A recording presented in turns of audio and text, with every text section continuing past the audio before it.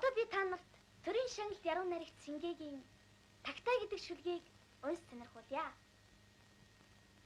Тагтаа нь бүргэдийн хүч байгааг. Тагтаа нь шонхрын зориг байгааг.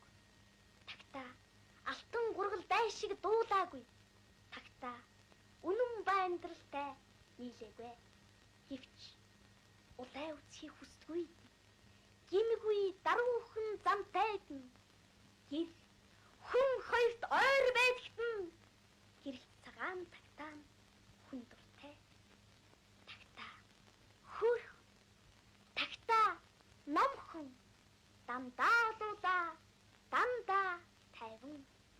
Тагтаа инх тайвны бэлэг тэмдэг. Тагтаа эрх чөлөөний бэлэг тэмдэг. Тагтаа сайн сайхны бэлэг тэмдэг. Тагтаа аз жаргалын бэлэг тэмдэг. Хөгцийн доктор Вайнгүн хөвөн хөөрн нисж явхдаа хүний гарт огт баригдсангүй хүсэл сэтгэлд нь оршиж байлаа.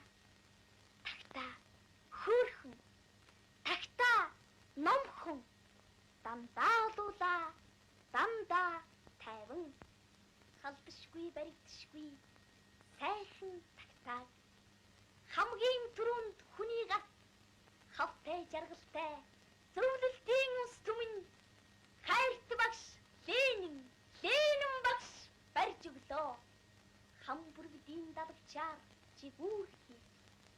Халцэг шонхрын зоригоор зүрхий.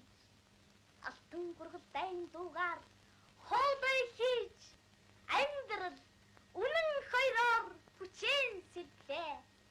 Тагтаа хүчтэй. Тагтаа зоригтой. Дандаа хүнтэй. Дандаа одонтой. Аян хөдөлгөрөх бараан их үүсийн эсрэг. Атмар цэнгэлсэн галт бөмбөгийн эсрэг.